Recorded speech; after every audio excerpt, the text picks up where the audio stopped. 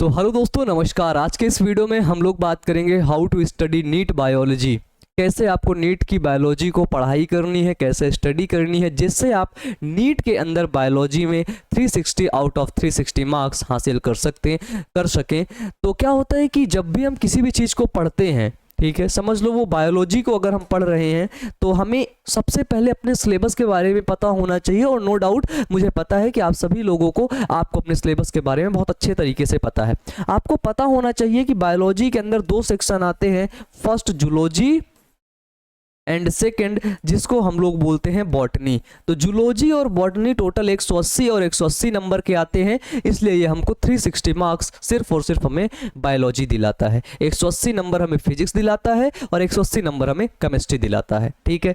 तो specially biology पर आपको विशेष ध्यान देना है भाई, विशेष ध्यान देना है, ठीक है। और बाकी फिजिक्स और केमिस्ट्री उन पर भी विशेष ही ध्यान देना है, ठीक है। ऐसा नहीं कि उन पर कम ध्यान देना है, नहीं, उन पर भी आपको बहुत अच्छे से ध्यान देना है। अब अगर हम बात करें कि ये हम नीट की बायोलॉजी को कैसे प्रिपरेशन करें, कैसे पढ़ाई करें, तो आपको एक चीज पता है कि एनटीए क्या है, दुनिया को पता है, बच्चे को पता है कि NTA is national testing agency. ये एनटीए हमारा नीट के एग्जाम को कंडक्ट करवाती है और एनटीए ने अपनी गाइडलाइन में बताया है, एनटीए ने इंफॉर्मेशन दिया है कि वो जो हम नीट के अंदर जो सारे क्वेश्चन पूछते हैं वो क्वेश्चन हम एनसीईआरटी से पूछते हैं। कहाँ से दोस्तों? एनसीईआरटी से, ठीक है। तो अब हमें पता चल गया कि भाई क्वेश्चन कहाँ से पूछे जाते हैं। क्वेश्चन पूछे जाते हैं एनसीईआरटी से, ठीक है। तो जब एनसीईआरटी से क्वेश्चन पूछे जाते हैं तो अब हमें क्या पढ़ना है? सिर्फ और सिर्फ इसी को पढ़ना है। इसको पढ़ेंगे तो ये हमारा जो नीट एग्जाम है उसको हम कर लेंगे बहुत अच्छे से क्लियर, ठीक है, और बन जाएंगे एक बहुत अच्छे से डॉक्टर। बात आती है कि इस एनसीईआरटी को पढ़े कैसे, क्योंकि ये एनसीईआरटी बहुत ही ज़्यादा कंडेंस फॉर्म में लिखी हुई है, बहुत ही ज़्यादा कंडेंस फॉर्म में। तो सबसे पहली बात आती है बच्चों कि एनसीईआरटी को लाइन बाय लाइन रीड करना है। लाइन बाय लाइन रीड करें कैसे? तो सबसे पहले आपको सिलेबस के बारे में पता है। जैसे ये देखो, ये टॉपिक है एल्गी टॉपिक है। ये क्लास किस बायोलॉजी का है? क्लास 11th बायोलॉजी है, ठीक है। बायोलॉजी है कि बॉटनी, जूलॉजी है कि बॉटनी है, तो आपको एक चीज पता चल गया कि भैया ये है बॉटनी का सेक्शन। मैंने बोला ठीक है। मैंने बोला ये किस चैप्टर से है, तो आपने बोला भैया ये है चैप्टर 3। मैंने बोला ये भी ठीक है।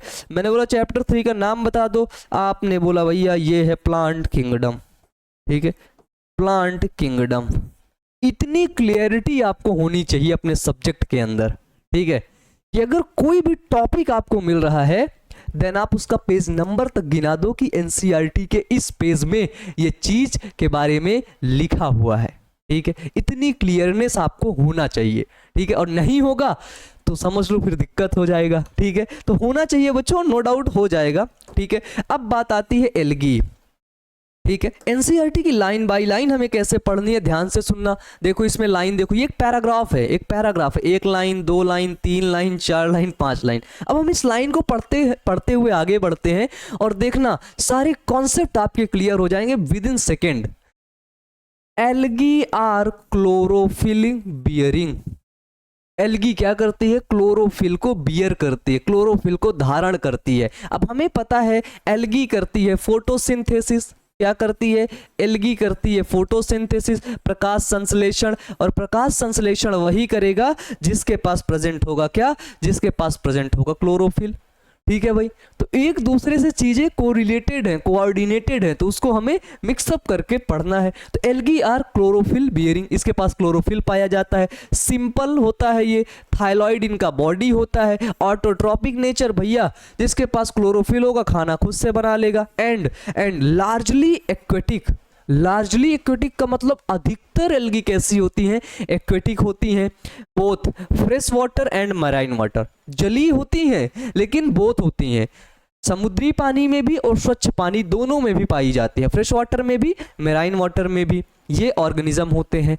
दे occur in a variety of other habitat, ये बहुत ही ज़्यादा हैबिटाट को अकर करती हैं। कई इनकी वैरायटी देखने को मिलती है कि भैया यहाँ भी एल्गी, वहाँ भी एल्गी, जहाँ देखो वहाँ भी एल्गी, है ना। कई जगह पर ये पाई जाती हैं, जैसे मॉइस्ट स्टोन पर, सॉइल पर, वुड पर, लकड़ी पर भी पाई जाती हैं। Some of then also occur in association with fungi, कुछ एल्गी फंजाई के साथ एसोसिएट करती हैं एंड लाइकेन बनाती हैं। एंड कुछ एल्गी एनिमल्स पर पाई जाती हैं, जैसे ऑन स्लॉथ बियर, ठीक है। एक स्लॉथ बियर, एक भालू होता है, स्लॉथ बियर सुस्त भालू होता है, उसके ऊपर एल्गी ग्रो करती है, ठीक है। तो इस तरह हमें लाइन बाय लाइन पढ़ना है, बिल्कुल फनी अंदाज में, ताकि हमें चीज़ें याद रहें। और इसके साथ साथ हमें इस लाइन को पढ़ा, इस मान लो एल्गी को पढ़ा, ठीक है।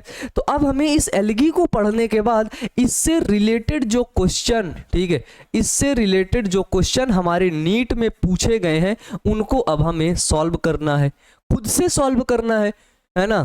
इट्स अवर रिस्पॉन्सिबिलिटी, ये हमारी रिस्पॉन्सिबिलिटी है कि हमें खुद से सॉल्व करना है। वो टीचर अब नहीं कराएगा, हमें खुद से करना पड़ेगा, ठीक है। इसके बाद हाईलाइट एवरी इंपॉर्टेंट पॉइंट, बात आती है, अब समझ लो मैंने इसको काट दिया, ठीक है।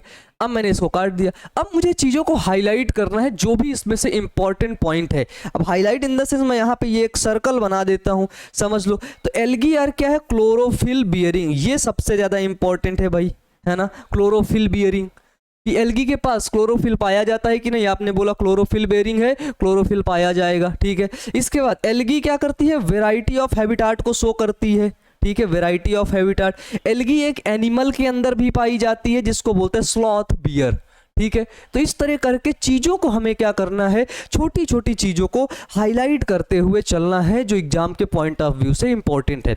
और हाईलाइट करते वक्त ध्यान रखना, सभी टॉपिक्स को हाईलाइट नहीं करना है भाई, ठीक है, कि सभी टॉपिक्स को हाईलाइट करने लगो, नहीं। फिर नीचे आप पढ़ते हो कि हाईली वेरिएबल रेंजिंग ऑफ ए जो है कोलोनियल एल्गी, कोलोनियल एल्गी क्या है, वॉल्वॉक्स, एक कॉलोनी बना के रहता है। फिलामेंटस एल्गी क्या होता है, यूरोथ्रिक्स एंड स्पाइरोगाइरा, ये एल्गी होता है। तो अब हमें इन्हें थोड़ा थोड़ा हाईलाइट कर लेना है।